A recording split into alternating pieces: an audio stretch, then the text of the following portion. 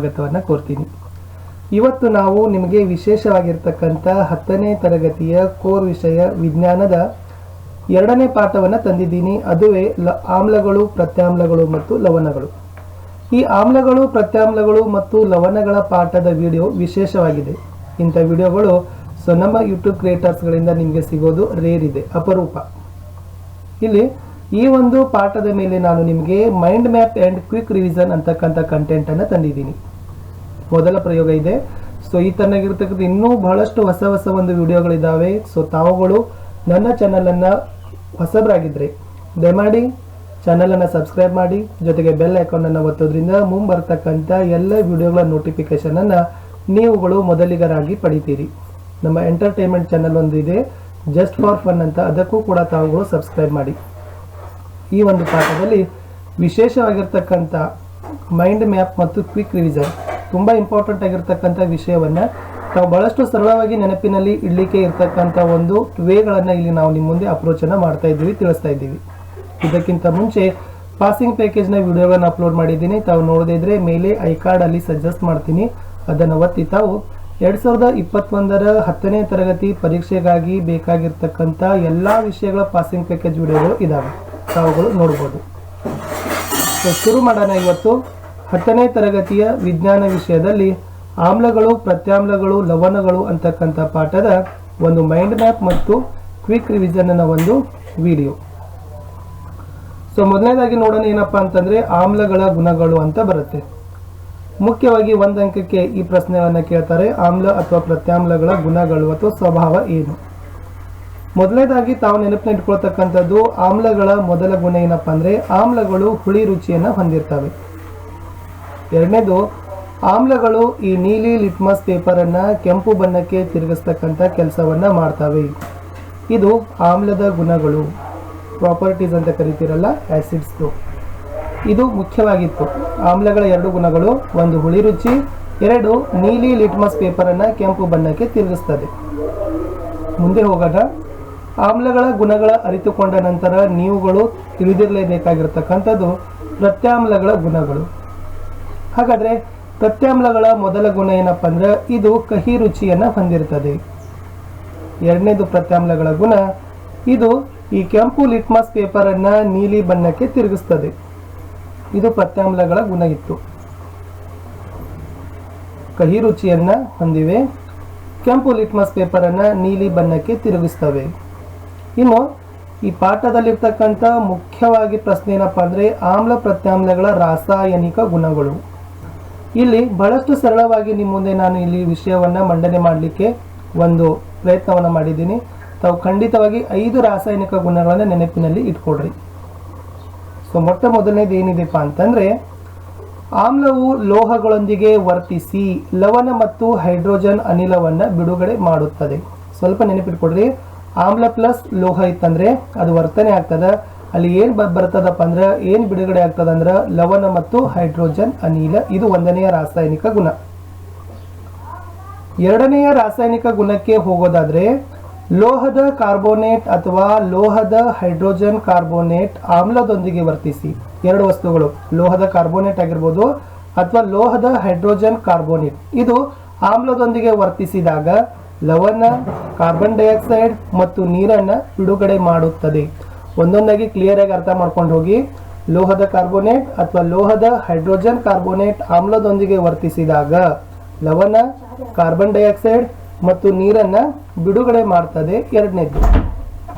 3ನೇದು ನೋಡ್ಕೋಬೇಕೇನಪ್ಪಾ ಅಂತಂದ್ರೆ ಆಮ್ಲಗಳು ಮತ್ತು ಪ್ರತ್ಯಾಮ್ಲಗಳು ಪರಸ್ಪರ ವರ್ತಿಸಿದಾಗ ಅದು ಲವಣ ಮತ್ತು ನೀರನ್ನ ಬಿಡುಗಡೆ ಮಾಡುತ್ತದೆ.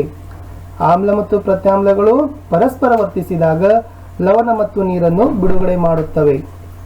ಇನ್ನು 4ನೆಯ ಗುಣ ಏನಪ್ಪಾ ಅಂದ್ರೆ ಆಮ್ಲವು ಲೋಹದ ಆಕ್ಸೈಡ್ದೊಂದಿಗೆ ವರ್ತಿಸಿದಾಗ ಲವಣ ಮತ್ತು ನೀರನ್ನ ಬಿಡುಗಡೆ ಮಾಡುತ್ತದೆ. ನೋಡಿ, ಆಮ್ಲ ಲೋಹದ ಆಕ್ಸೈಡ್ದೊಂದಿಗೆ ವರ್ತಿಸಿದಾಗ ಲವಣ ಮತ್ತು ನೀರನ್ನ ಬಿಡುಗಡೆ ಮಾಡುತ್ತದೆ. ಇನ್ನು ಕಡೆಯದು ಗುಣ ಏನಪ್ಪಾ ಅಂತಂದ್ರೆ ಪ್ರತ್ಯಾಮ್ಲವು ಅಲೋಹೀಯ ಆಕ್ಸೈಡ್ನೊಂದಿಗೆ ವರ್ತಿಸಿದಾಗ ಲವಣ ಮತ್ತು ನೀರನ್ನು ಬಿಡುಗಡೆ ಮಾಡುತ್ತದೆ. ಇವೇ ಮುಖ್ಯವಾಗಿರ್ತಕ್ಕಂಥ 5 ರಾಸಾಯನಿಕ ಗುಣಗಳು. ಯಾವುದರೊಂದಿಗೆ ವರ್ತಿಸಿದಾಗ ಏನನ್ನ ಬಿಡುಗಡೆ ಆಗ್ತದ ಅಂತಕ್ಕಂಥದ್ದನ್ನ ಕೇಳ್ತಾರೆ. MCQದಲ್ಲಿನೂ ಕೇಳ್ತಾರೆ, 1 ಅಂಕಕ್ಕೂ ಕೇಳ್ತಾರೆ, 2 ಅಂಕಕ್ಕೂ ಕೇಳ್ತಾರೆ ಈ ಪ್ರಶ್ನೆ. ಅದಕ್ಕಾಗಿ ಈ 5 ಗುಣಗಳನ್ನ ತಾವೇನ್ ಮಾಡ್ಬೇಕಪ್ಪ ಅಂದ್ರೆ ನೆನಪಿನಲ್ಲಿ ಇಟ್ಟುಕೊಳ್ಳಲೇಬೇಕು. ಮುಂದೆ ಹೋಗೋಣ ವಿದ್ಯಾರ್ಥಿಗಳೇ. ಸೊ ಮುಂದೆ ನಿಮ್ಗಾಗಿ ಒಂದು ಸ್ಮಾರ್ಟ್ ಚಾರ್ಟ್ ಅನ್ನ ತಂದಿದ್ದೀನಿ. ಇದಿತ್ತು pH ಮೌಲ್ಯ. ಹಾಗಾದ್ರೆ pH ಮೌಲ್ಯ ಅಂದ್ರೆ ಏನು ನೆನಪಿಟ್ಕೊಡ್ರಿ. ಸೊ ಫಸ್ಟ್ ಒನ್ ಇದೆ, ಇದು ಹೈಡ್ರೋಜನ್ ಅಯಾನುಗಳ ಸಾರತೆಯನ್ನ ಅಳೆಯಲು ಬಳಸುತ್ತಾರೆ. ನೋಡಿ, pH ಮೌಲ್ಯವನ್ನ ಯಾವುದಕ್ಕೆ ಬಳಸ್ತಾರಪ್ಪ ಅಂದ್ರೆ ಹೈಡ್ರೋಜನ್ ಅಯಾನುಗಳ ಸಾರತೆಯನ್ನ ಅಳೆಯಲು pH ಮೌಲ್ಯವನ್ನ ಬಳಸ್ತಾರೆ. ಒಂದನೇದು. ಎರಡನೇದು, ತಟಸ್ಥ ದ್ರಾವಣದ pH ಮೌಲ್ಯ 7. ನಿಮಗೆ ಕೇಳ್ತಾರೆ MCQದಲ್ಲಿ. ಓಕೆ, ತಟಸ್ಥ ದ್ರಾವಣದ pH ಮೌಲ್ಯ ಎಷ್ಟಿರ್ತದಪ್ಪ ಅಂದ್ರೆ 7 ಇರ್ತದ. ಮೂರನೇದು, ಜಠರ ರಸದ pH ಮೌಲ್ಯ ಎಷ್ಟು? ನಮ್ಮಲ್ಲಿರ್ತಕ್ಕಂಥ ದೇಹದ ಜಠರ ರಸದಲ್ಲಿನ pH ಮೌಲ್ಯ 1.2. ನಾಲ್ಕನೇದು, ನಿಂಬೆ ರಸದ pH ಮೌಲ್ಯ ಎಷ್ಟು? ಸೊ ನಿಂಬೆ ರಸದ pH ಮೌಲ್ಯ ಇರ್ತಕ್ಕಂಥದ್ದು 2.2. ಇನ್ನ ಆಮ್ಲಮಳೆಯ pH ಮೌಲ್ಯ ಎಷ್ಟಿರ್ತದಪ್ಪ ಅಂತ ಕೇಳ್ತಾರೆ. ಬಹಳ ಇಂಪಾರ್ಟೆಂಟ್ ಆಗಿರ್ತಕ್ಕಂಥದ್ದು. ಆಮ್ಲಮಳೆ ಹೊಂದಿರತಕ್ಕಂಥ pH ಮೌಲ್ಯ 5.6ಕ್ಕಿಂತ ಕಡಿಮೆ, 5.6ಕ್ಕಿಂತ ಕಡಿಮೆ ಇರ್ತದೆ ಯಾವುದು pH ಮೌಲ್ಯ. ಆಮೇಲೆ ಲಾಸ್ಟ್ ತಾವು ನೆನಪಿನ ಇಟ್ಕೊಳ್ತಕ್ಕಂಥದ್ದು ಏನಪ್ಪ ಅಂದ್ರೆ ಹಲ್ಲಿನ ಸವೆತ. ಸೊ ಹಲ್ಲಿನ ಸವೆತ ಇದೆಷ್ಟು pH ಮೌಲ್ಯ ಇರ್ತದಪ್ಪ ಅಂದ್ರೆ 5.5 pH ಮೌಲ್ಯಕ್ಕಿಂತ ಕಡಿಮೆ ಏನಾಗಿರ್ತದಪ್ಪ ಅಂದ್ರೆ ಇದು ಇರ್ತದ. ಸೊ ಇದು pH ಮೌಲ್ಯಗಳ ಒಂದು ನಿರ್ಧಾರಕಗಳಿತ್ತು, pH ಮೌಲ್ಯಗಳ ಒಂದು ಮಾಪನ ಇತ್ತು. ಇನ್ನೊಂದ್ಸರಿ ಹೇಳ್ತೀನಿ, pH ಮೌಲ್ಯ ಇದು ಹೈಡ್ರೋಜನ್ ಅಯಾನುಗಳ ಸಾರತೆಯನ್ನ ಅಳಿತದ. ಓಕೆ, ಆಮೇಲೆ ಎರಡನೇದು ತಟಸ್ಥ ದ್ರಾವಣದ pH ಮೌಲ್ಯ 7 ಆಗಿರ್ತದ. ಜಠರ ರಸದ pH ಮೌಲ್ಯ 1.2 ಆಗಿರ್ತದ. ನಿಂಬೆ ರಸದ pH ಮೌಲ್ಯ 2.2 ಆಗಿರ್ತದ. ಆಮ್ಲಮಳೆ ಹೊಂದಿರತಕ್ಕಂಥ pH ಮೌಲ್ಯ 5.6ಕ್ಕಿಂತ ಕಡಿಮೆ ಇದ್ರೆ ಹಲ್ಲಿನ ಸವೆತದ pH ಮೌಲ್ಯ ಎಷ್ಟಿರ್ತದಪ್ಪ ಅಂದ್ರೆ 5.5ಕ್ಕಿಂತ ಕಡಿಮೆ ಇರ್ತದ ಅಂತ ಹೇಳ್ತಾರೆ. ವಿದ್ಯಾರ್ಥಿಗಳೇ, ಈ pH ಮೌಲ್ಯದ ಬಗ್ಗೆ ಸೊ ತಮಗೆ ಗೊತ್ತಿರ್ಬೋದು.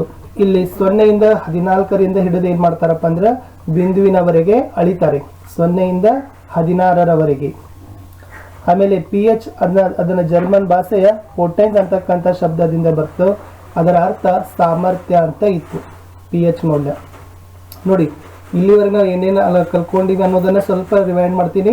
ಸೊ ಬಹಳಷ್ಟು ಇಂಪಾರ್ಟೆಂಟ್. ಫಸ್ಟ್, ಆಮ್ಲದ ಗುಣಗಳು, ಅದು ಇಂಪಾರ್ಟೆಂಟ್ ಇದೆ. ಎರಡನೇದು, ಪ್ರತ್ಯಾಮ್ಲಗಳ ಗುಣಗಳು, ಅದು ಇಂಪಾರ್ಟೆಂಟ್ ಇದೆ. 3, ಲೋಹ ಮತ್ತು ಆಮ್ಲ ಮತ್ತು ಪ್ರತ್ಯಾಮ್ಲಗಳ ರಾಸಾಯನಿಕ ಗುಣಗಳು, ಅದು ವೆರಿ ವೆರಿ ಇಂಪಾರ್ಟೆಂಟ್. ಕಡೆಗೆ ನಾವೀಗ ಏನು ಕಲ್ಕೊಂಡಿವಪ್ಪ ಅಂದ್ರೆ pH ಮೌಲ್ಯವನ್ನು ಸಹಿತ ತಿಳಿದುಕೊಂಡೆವು.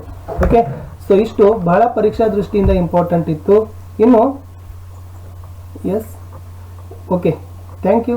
ಸೊ ಇಷ್ಟಿತ್ತು ವಿದ್ಯಾರ್ಥಿಗಳೇ ಈ ಒಂದು ವಿಡಿಯೋದಲ್ಲಿ. ಯಾಕಂದ್ರೆ ನಾವು ರೆಡ್ಯೂಸ್ ಮಾಡಿರ್ತಕ್ಕಂಥ ಸಿಲೆಬಸ್ ಮೇಲೆ ವಿಡಿಯೋವನ್ನು ನಿಮಗೆ ಕೊಟ್ಟಿದ್ದೀವಿ. ಲವಣಗಳ ಬಗ್ಗೆ ಕೊಟ್ಟಿಲ್ಲ. ಅಲ್ಲಿ ವಾಷಿಂಗ್ ಸೋಡಾ ಬರುತ್ತೆ, ವಾಷಿಂಗ್ ಸೋಡಾ, ಬೇಕಿಂಗ್ ಸೋಡಾ, ಚೆಲುವೆ ಪುಡಿ ಅಂತ ಬರುತ್ತೆ. ಅದನ್ನು ನಾವು ಕೊಟ್ಟಿಲ್ಲ, ಯಾಕಂದರೆ ಅದು 2021 ಸಿಲೆಬಸ್ಗೆ ರೆಡ್ಯೂಸ್ ಆಗಿರ್ತಕ್ಕಂಥದ್ದು.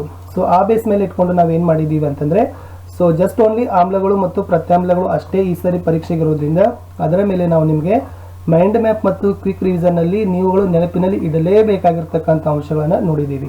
ಸೊ ವಿದ್ಯಾರ್ಥಿಗಳೇ, ಟೆಕ್ಸ್ಟ್ ಬುಕ್ಕನ್ನು ಡೀಟೇಲ್ ಆಗಿ ಓದಿ. ಇಲ್ಲಿರ್ತಕ್ಕಂಥ ಅಂಶಗಳನ್ನು ನಿಮಗೆ ಬರಲೇಬೇಕು, ನೆನಪಿನಲ್ಲಿ ಇಟ್ಕೊಳ್ಳೇಬೇಕು. ಇವು ಭಾಳಷ್ಟು ಇಂಪಾರ್ಟೆಂಟ್ ಆಗಿರ್ತಕ್ಕಂಥ ಕಾನ್ಸೆಪ್ಟ್ ಇದ್ದಾವೆ. ಸೊ ಅದಕ್ಕಾಗಿ ನಾವು ಹೇಳಿದ್ದೀವಿ ಕ್ವಿಕ್ ರಿವಿಷನ್ ಮತ್ತು ಮೈಂಡ್ ಮ್ಯಾಪ್. ಶಾರ್ಟ್ ಆಗಿ ನಾವಿಲ್ಲಿ ನಿಮಗೆ ಕೊಟ್ಟಿದ್ದೀವಿ, ಬಟ್ ಭಾಳ ಕ್ವಾಲಿಟಿ ಆಗಿರ್ತಕ್ಕಂಥ ಕಂಟೆಂಟನ್ನು ಕೊಟ್ಟಿವಿ. ಸೊ ಈ ಥರನಾಗಿರ್ತಕ್ಕಂಥ ವಿಡಿಯೋಗಳು ಸಿಗೋದು ಅಪರೂಪ. ಯಾಕಂದರೆ ನಾವು ಒಂದು ವಿಡಿಯೋ ಮಾಡಿದರೆ ಸಾಕು, ನಮ್ಮ ಹಾಗೇನೆ ಡಬ್ಬಿಂಗ್ ವಿಡಿಯೋಗಳನ್ನು ಮಾಡೋರು ಭಾಳ ಜನ ಇದ್ದಾರೆ. ಆದರೆ ಫಸ್ಟ್ ಸ್ಟಾರ್ಟಿಂಗ್ ಅದು ನಮ್ಮ ಚಾನಲ್ನಿಂದನೇ ನಾವು ಹಾಕಿರ್ತೀವಿ. ಓಕೆ, ಅದು ವಿಷಯ ಇಲ್ಲಿ ಬೇಡ. ವಿಡಿಯೋಗಳು ಇಷ್ಟ ಆದರೆ ಒಂದು ಲೈಕ್ ಮಾಡಿ, ನಿಮ್ಮ ಫ್ರೆಂಡ್ ಸರ್ಕಲ್ಗಳಿಗೂ ಶೇರ್ ಮಾಡಿ. ನಿಮ್ಮ ಒಂದು ಸಪೋರ್ಟ್ ಹೀಗೆ ನಮ್ಮ ಚಾನಲ್ ಮೇಲೆ ಇರಲಿ. ನಿಮ್ಮ ಒಂದು ಗೆಳೆಯರ ಬಳಗದಲ್ಲಿ ತಾವುಗಳು ವಿಡಿಯೋಗಳನ್ನು ಶೇರ್ ಮಾಡಬೇಕು. ಸ್ಕೂಲ್ ವಾಟ್ಸಪ್ ಗ್ರೂಪ್ ಆಗಿರ್ಬೋದು, ಫ್ರೆಂಡ್ಸ್ ಆಗಿರ್ಬೋದು, ಟೀಚರ್ಸ್ ಆಗಿರ್ಬೋದು, ಬೇರೆ ಬೇರೆ ತಾಲೂಕಾ, ಡಿಸ್ಟಿಕ್, ಸೊ ಆ ಥರನಾಗಿರ್ತಕ್ಕಂಥ ವಾಟ್ಸಪ್ ಆಗಿರ್ಬೋದು, ಟೆಲಿಗ್ರಾಮ್ ಗ್ರೂಪ್ಗಳಿಗೆ ತಾವುಗಳು ಶೇರನ್ನು ಮಾಡಿ. ನನ್ನದೇ ಆಗಿರ್ತಕ್ಕಂಥ ಟೆಲಿಗ್ರಾಮ್ ಗ್ರೂಪ್ ಇದೆ, ಅದರ ಲಿಂಕನ್ನು ಈ ವಿಡಿಯೋದ ಡಿಸ್ಕ್ರಿಪ್ಷನ್ ಬಾಕ್ಸ್ನಲ್ಲಿ ಇಟ್ಟಿದ್ದೀನಿ. ಅದನ್ನ ಹೋಗಿ ತಾವು ಏನು ಮಾಡ್ಬೋದು, ಟೆಲಿಗ್ರಾಮ್ ಗ್ರೂಪ್ಗೆ ಜಾಯ್ನ್ ಆಗ್ಬೋದು. ಸೊ ವಿದ್ಯಾರ್ಥಿಗಳೇ, ಬಹಳಷ್ಟು ವಿಜ್ಞಾನದಲ್ಲಿ ನಾನು ಮೊದಲ ಪಾಠ ಆಮ್ಲಗಳು, ಪ್ರತ್ಯಾಮ್ಲಗಳು ಮತ್ತು ಲವಣಗಳು ಅಂತಕ್ಕಂಥ ಪಾಠದ ಮೈಂಡ್ ಮ್ಯಾಪ್ ಮತ್ತು ಕ್ವಿಕ್ ರಿವಿಷನ್ ಸೀರೀಸನ್ನು ನಿಮಗೆ ಕೊಟ್ಟಿದ್ದೀನಿ. ನನಗಂತೂ ಖುಷಿ ಇದೆ. ಸೊ ತಮಗೆ ಇಷ್ಟ ಆಗಿದೆ ಅಂತ. ಸಿಗುವ ಹೊಸ ವಿಡಿಯೋಗಳ ಸರಣಿ